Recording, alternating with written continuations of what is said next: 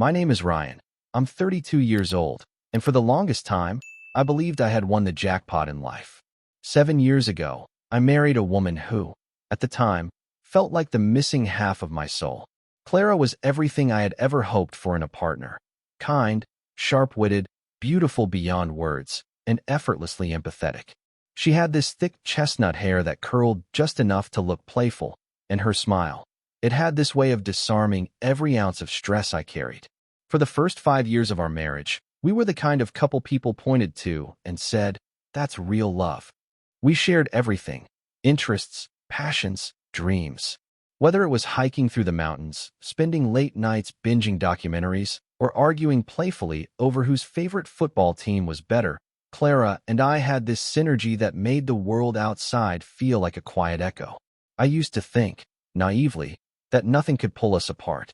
We had built our own little universe, just the two of us. When I fell sick one winter, she nursed me through it without a single complaint. When she lost her job briefly during the pandemic, I became her cheerleader. That was how it always worked, an unspoken promise that we would carry each other through life, no matter the weather. I never questioned her loyalty. I never even had a reason to, until things began to change. It wasn't sudden, no lightning strike, no explosive fight. It was more like a cold wind that slowly started creeping into a warm room. I first noticed it in the way she greeted me when she got home. It used to be a tight hug, a kiss, a playful miss me. But lately, she'd walk in distracted, barely muttering a hello, eyes glued to her phone or lost in thought. She wasn't mad. That's what made it so confusing. She wasn't anything. She was distant, unreachable, like a ghost of the woman I knew. I tried brushing it off at first. Maybe work was just overwhelming. Maybe it was a seasonal funk. We all go through them, don't we? But things only got worse. She started talking about someone new at her office, a new supervisor named Derek. She brought him up so often, casually at first. "Derek's actually a pretty cool guy," she said one evening while chopping vegetables. "Makes the office feel lighter, you know?" I nodded, not thinking much of it. I mean, I wasn't the jealous type. But the mentions didn't stop. Derek this, Derek that. Derek said something funny. Derek brought cupcakes for the team. Derek gave her advice on a presentation. It started feeling like I was listening to a highlight reel of someone else's relationship, and I wasn't in it. I tried not to let it get under my skin, but it did. We used to talk about our days, really talk. Now, her evenings were filled with Derek's voice, even if it was only through her stories. At first, I joked about it. "You sure this Derek guy isn't stealing my thunder?" She laughed. It didn't reach her eyes. Then the intimacy started to fade. Not just the physical kind, although that too, but the kind of intimacy where you sit side by side and talk about your future, your fears, your favorite moments of the day. We stopped doing the little things: late-night drives, random ice cream runs, cuddling during thunderstorms. Clara started going to bed earlier, or sometimes later, always with her phone in hand. When I reached for her, she flinched, said she was tired. Something inside me started to panic, but I forced it down. I kept telling myself this was just a phase. People drift sometimes and come back. Relationships go through winters before spring. But what I couldn't deny was that Clara wasn't looking at me the same anymore. When we were out with friends, I used to catch her smiling at me from across the room. That smile disappeared. The tipping point came one Friday evening. We were supposed to visit our friend Daniel, who had recently been diagnosed with a life-threatening condition. Clara adored Daniel. Always said he was one of the kindest souls she'd ever met. But that night, she called last minute to say she'd be late, stuck at a work event. I waited, pacing, texting, calling, no response. Hours passed. She didn't show. I ended up going to Daniel's house alone. Sitting beside him, watching him fight to stay optimistic, I felt this deep rage boiling under the surface. Not just at Clara's absence, but at her coldness. When I got home later that night, she still wasn't back. I called her again. Nothing. I called her colleague Jane instead. That conversation was when the first domino fell. Jane sounded surprised. "Oh, Clara?" "Yeah, she left earlier. It was just her and Derek when I left." I remember staring at the phone, my pulse pounding in my ears. That was the moment I knew something was terribly wrong. Clara hadn't just changed. She was hiding something. And Derek wasn't just a name in her work stories anymore. He was the crack in the foundation of my marriage. When she finally walked through the door that night, smelling like perfume and cheap wine, I looked at her and didn't recognize the woman standing in front of me. She smiled sheepishly. "Hey babe, sorry I'm late." I didn't speak. I just stared. Something was unraveling, and deep down, I already knew. I just hadn't seen how far it had gone. Not yet, but the storm had arrived, and I was standing dead center. Clara's return that night was like watching a stranger walk through my door.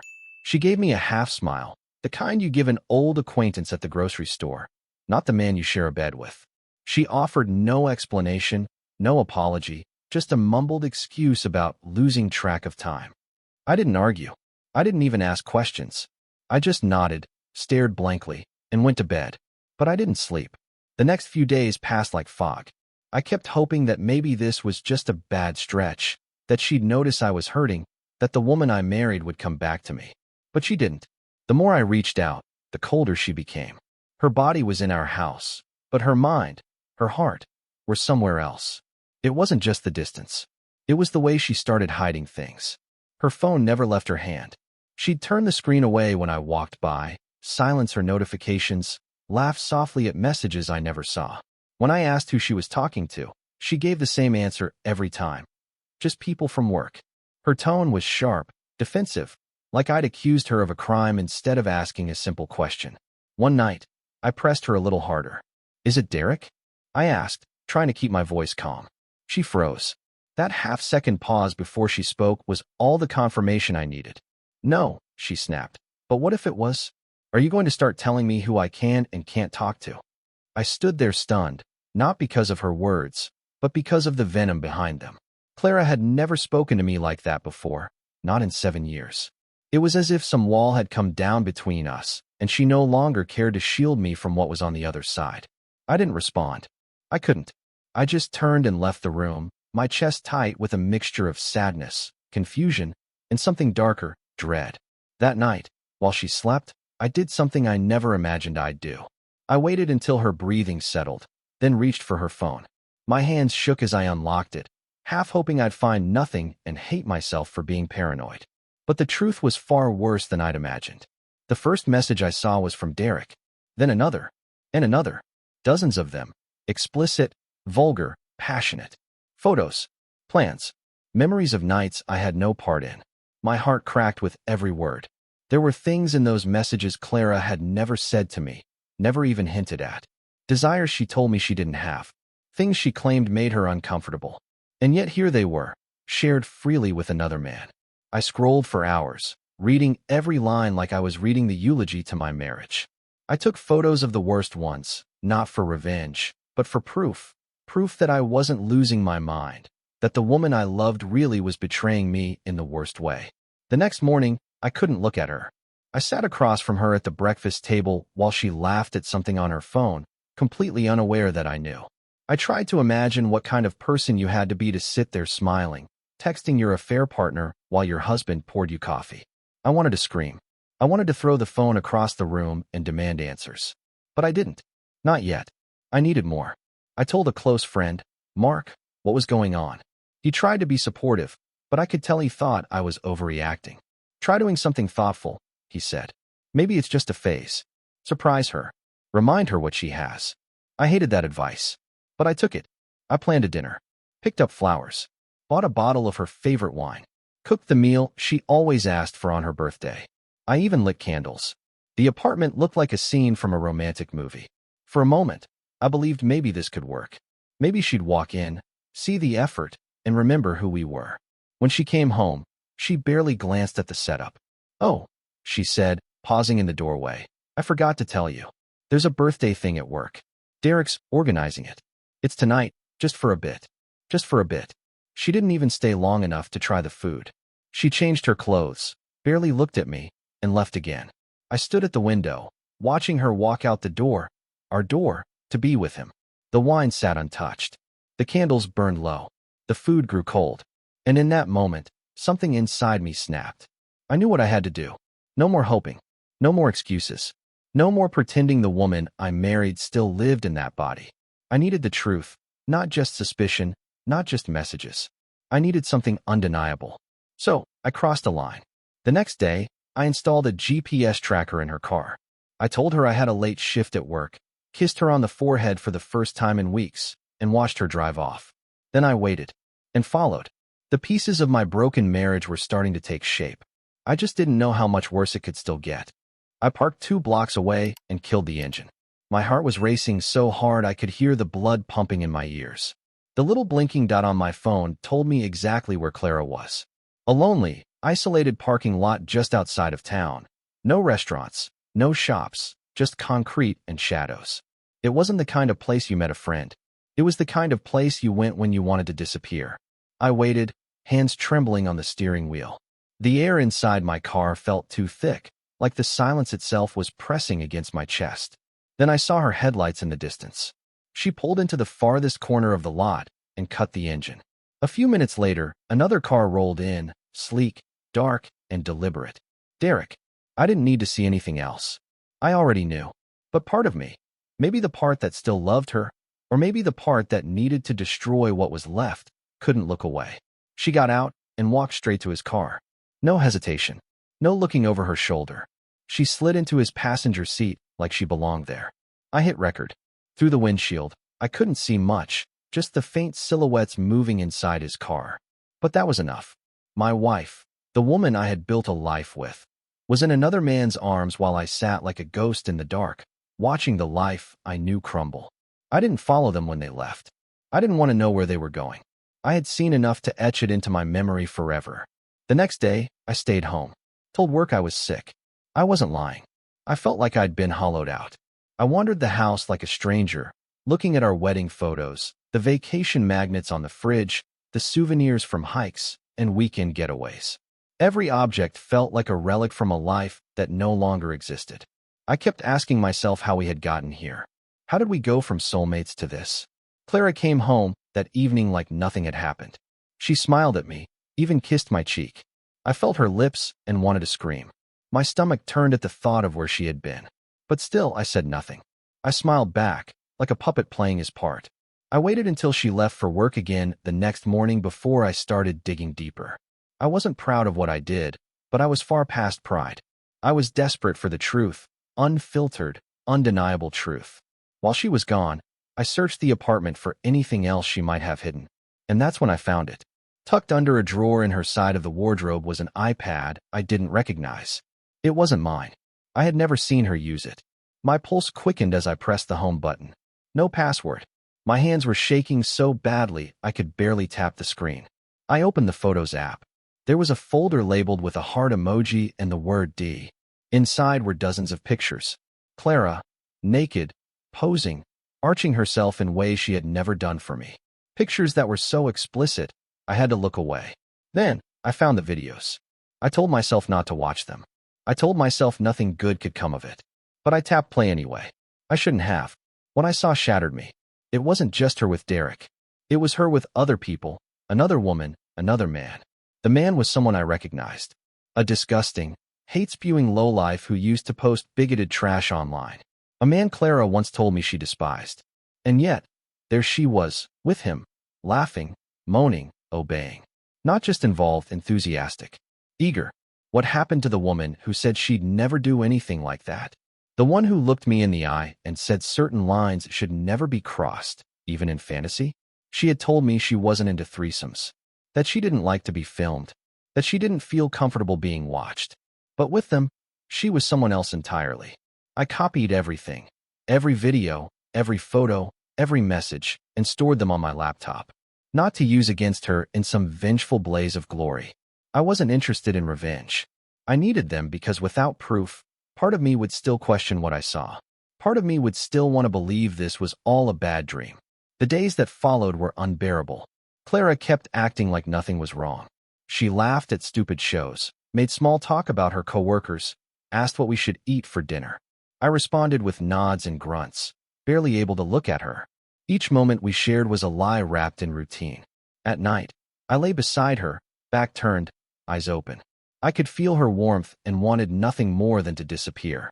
I wasn't her husband anymore. I was a roommate she hadn't gotten around to evicting. I knew the clock was ticking. I couldn't keep pretending. I had the evidence. I had the truth. But I didn't have the strength. Not yet. Something inside me was still holding on.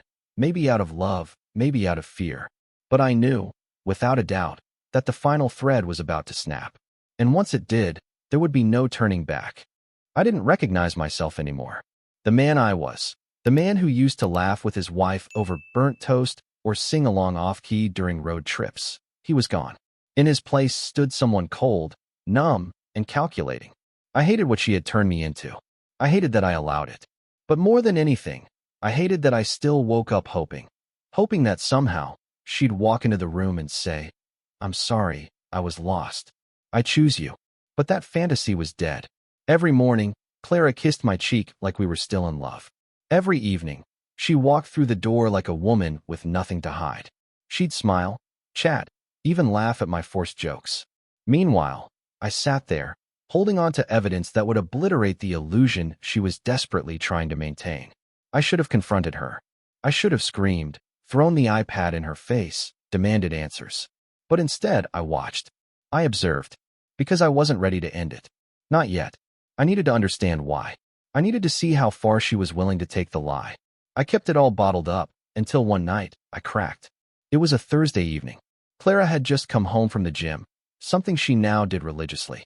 Her body was changing. Her clothes were tighter, her makeup heavier, her perfume stronger. I was no longer the man she was trying to impress. And I felt it. Every time she looked past me, every time she flinched when I reached for her hand. So I confronted her. "Are you happy?" I asked, sitting on the edge of the bed. She froze mid-motion, one leg already in her pajama pants. "What? With us? Are you happy?" She blinked, clearly caught off guard. "Of course I am. Why would you ask that?" I stared at her. I wanted to scream, because I saw the videos, Clara. I saw the pictures. I know everything. But I couldn't. Not yet. "You've been distant lately," I said instead. "I feel like I don't know you anymore." She walked over and kissed my forehead, like I was a child who needed comforting. "You're just overthinking," she said softly. "I've been stressed. Work's been crazy. That's all." Then she turned off the light and climbed into bed. That night, I stared at the ceiling, fists clenched under the covers. That simple, dismissive lie shattered something inside me. I realized then that the Clara I loved was gone, buried beneath someone who had grown comfortable lying to my face. The next morning, I called a lawyer. It was a quiet, professional conversation. No drama, no emotion, just facts. I asked about the process, the timeline, the documents I'd need. When I hung up, I felt both terrified and oddly calm. For the first time in months, I had taken a step, one that she couldn't undo. I didn't tell her, not yet. I needed to plan everything carefully. I needed the exit to be clean, controlled, final. That night, I pretended I had to work late. Clara didn't question it. She never did anymore. She had grown so used to her own lies. She assumed mine were the same. But instead of going to work, I packed a few essentials, loaded my car, and drove to my old friend Adam's place, 3 hours away. Adam had always been the kind of friend who never asked too many questions. When I showed up at his door with nothing but a duffel bag and tired eyes, he opened the door, nodded, and said, "Spare room's ready." The next morning, Clara texted me as usual. "Hey, hope your shift wasn't too rough. See you tonight." I didn't respond. Instead, I drove back to the apartment one last time. I walked through the front door like I had so many times before. But this time, I wasn't coming home. I was leaving it behind. I placed the signed divorce papers on the kitchen table, along with my wedding ring. I didn't leave a note. I didn't need to. The silence of that empty apartment spoke louder than any words could. Then I walked out and shut the door for good. That night, she called, then texted, then called again. Her messages went from confusion to panic, then to desperation. "Where are you? Ryan, what's going on? Please talk to me. I'm so sorry. Please. I love you." I didn't answer. I blocked her number. For the first time in months, I felt like I could breathe. I had no doubt that she would figure it out quickly, that she'd come home and see the papers. I imagined her staring at them in disbelief, reaching for her phone to call me again, only to realize she couldn't. She was locked out of my life, and she knew exactly why. I didn't need to yell. I didn't need to beg for truth. The silence would be louder than anything I could ever say. She had made her choice, and now so had I. I expected silence after I disappeared. I thought Clara would read the divorce papers, see the ring, and move on with the man she had chosen long before I ever walked away. I thought she'd be relieved. But I was wrong. My phone lit up like a siren that night. Dozens of texts, missed calls, voicemails. I didn't listen to a single one.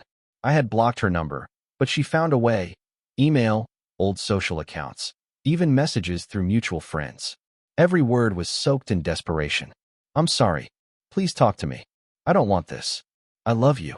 For someone who had treated me like an afterthought for nearly a year, her sudden regret was almost laughable. Almost. But somewhere beneath my anger, something else stirred. Confusion. Why now? Why plead for me after everything? She had already thrown our marriage into a fire and watched it burn. Did she think she could just blow on the ashes and bring it back? She refused to sign the papers. Said we needed to talk first. Said she deserved a chance to explain. My gut told me to slam the door shut and walk away for good. But my mind, still haunted by unanswered questions, wouldn't let me. My therapist, a blunt, no-nonsense woman who saw right through me, said something that cut to the bone. When you left without telling her why, deep down, you wanted her to care.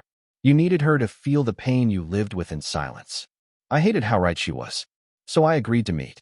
Not for her. For me. I emailed Clara with conditions. If she wanted this conversation, there would be rules. She had to answer every question, no lies, no deflections. If she walked away, it was over, no more chances. No sugarcoating, no crying to gain sympathy. Be on time. If she was late, I'd leave. We chose a beach just outside the city, a place quiet enough for privacy, public enough to stay in control. I arrived early, parked, and sat facing the ocean. The wind whipped across the sand, sharp and cold, like it knew the storm that was coming. Then I saw her. Clara walked toward me in a carefully chosen outfit, face painted in soft makeup, hairstyled just like she wore it in the early days of our marriage. She smiled, like she was walking toward an old friend. I didn't smile back. When she reached out to hug me, I held up a hand and stepped back. We sat. My phone was recording in my pocket. I skipped the pleasantries. When did you first kiss him? She hesitated. Then, quietly, the first week. Friday night. When did you sleep with him? A beat. The same night. At his place. I clenched my jaw. My fingers dug into the bench. Did you ever do it in our bed? She looked away. Does it matter? You know what I said in the email? I reminded her. She nodded slowly. Yes. A few times, when you were out. I'm sorry. I didn't respond. I just stared at the ocean, letting the waves speak for me. Did you tell him about me? About us being married? Yes. He knew. But things were blurry. I didn't think. You didn't think? I cut her off. A married woman falling into bed with her boss, letting him into our home, and you didn't think. Her eyes welled with tears. I didn't flinch. I didn't care. Then came the question my therapist told me to ask. A question that, on the surface, seemed simple, but held so much weight beneath. When you first met Derek, how long before he asked about me? Clara blinked. What do you mean? I mean, when you two started talking, did he ask if you were married? If we were happy? Things like that. She paused, then nodded. Yeah, he did. Pretty early on. And that didn't strike you as strange? I thought he was just curious, she said. He asked about my life. My husband. Our routine. It felt harmless. Of course it did. I pressed on. Did he ever tell you what he thought of me? She nodded, tears slipping down her cheeks now. He said you were boring, controlling, that you didn't appreciate me, that I deserved more. And you believed him? Her voice cracked. At the time, yes. I wanted to. He made me feel special. There it was. That word again. Special. He had seen her, chosen her, made her feel important in a way I hadn't in a long time. And maybe, just maybe, that was all it took to unravel 7 years of love.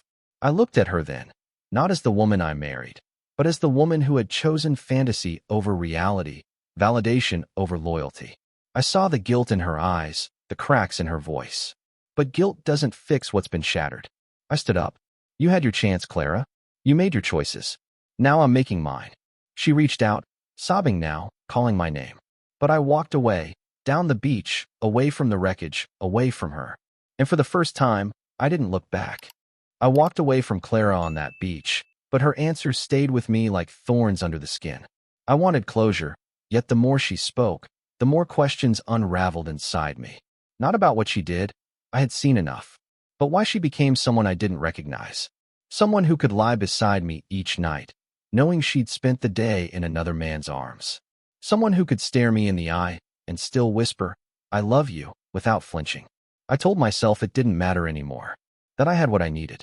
But something kept clawing at me, whispering that the truth ran deeper than betrayal, that she hadn't just cheated on me, she had been changed. I brought everything to my therapist. Every video, every message, every word Clara had said. I poured it all out like poison from a wound.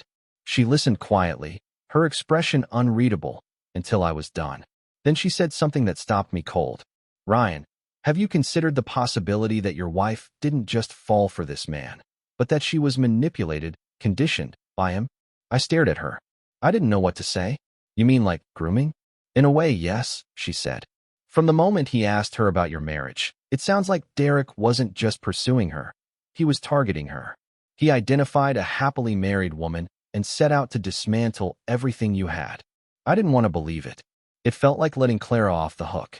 But when I replayed it all in my head, the rapid change in her behavior, the way she suddenly adopted new values, how she abandoned people she once loved, it started to make a twisted kind of sense. This wasn't just about sex. This was about control. I spoke to one of our neighbors a few days later, just to check if they'd seen anything unusual around the house while I was away. What he told me sent a chill down my spine. "Derek came by several times," he said, banging on the door, yelling, like a husband looking for a runaway wife. Apparently, even after I left, Derek didn't stop.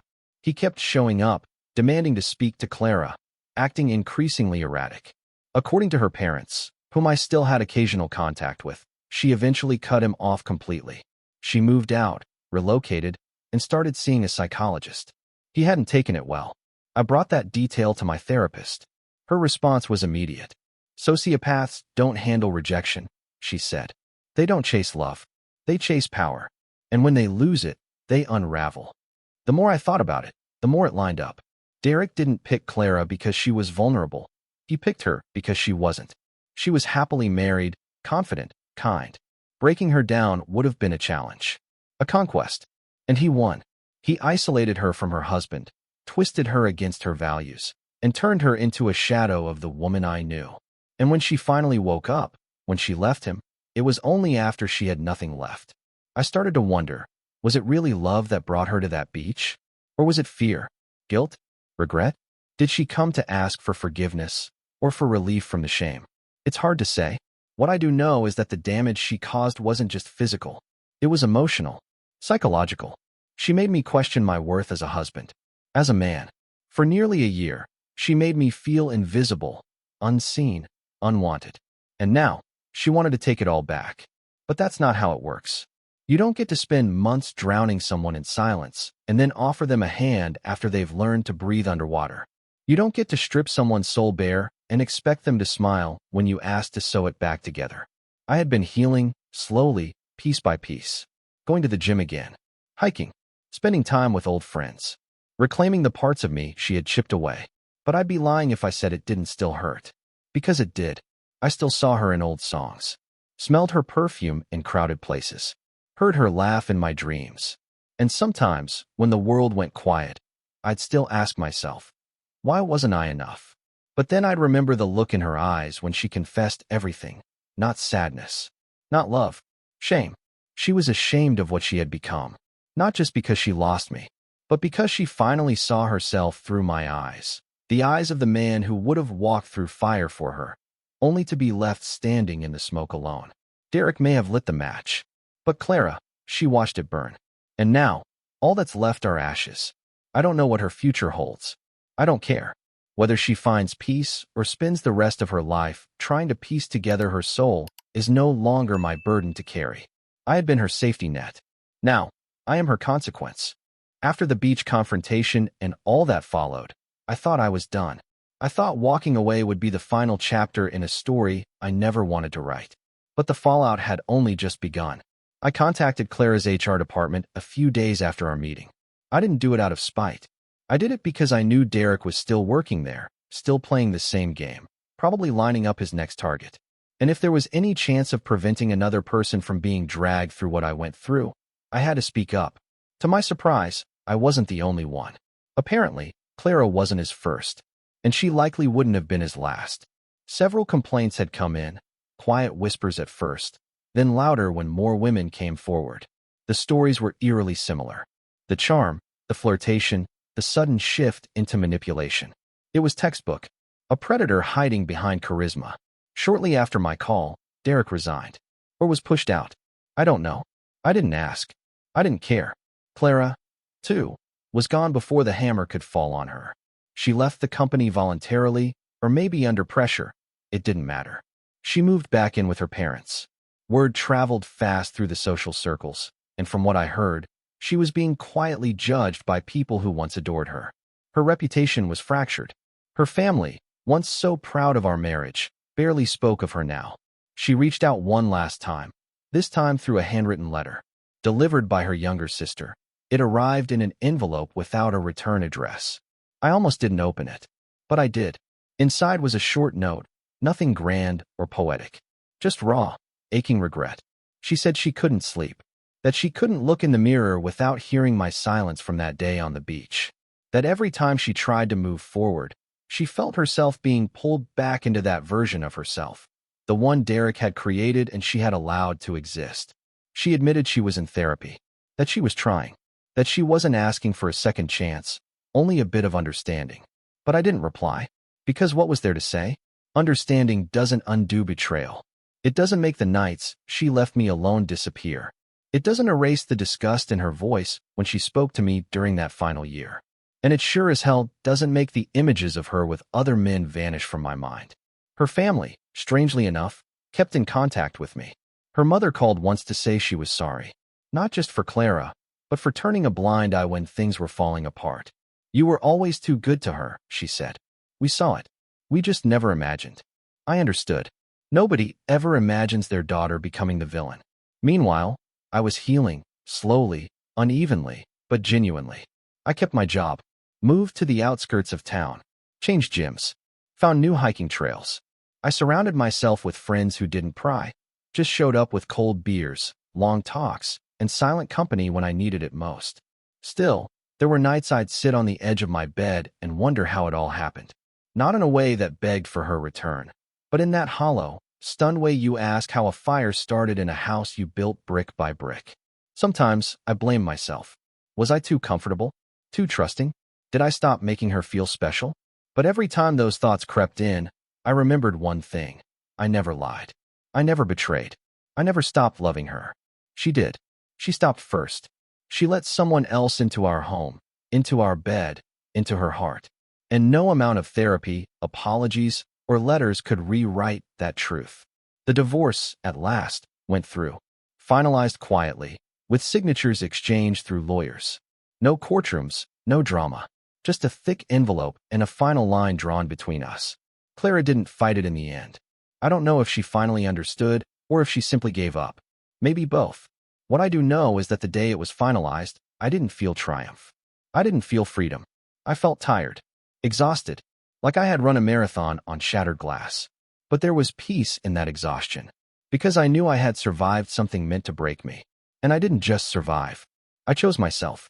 She chose a fantasy and watched it rot in her hands. I chose the hard road, the lonely road, but it was real, and it was mine. I used to be her husband. Now, I was my own again. After the divorce was finalized, there was no dramatic closing scene, no final confrontation. No teary confessions under the rain.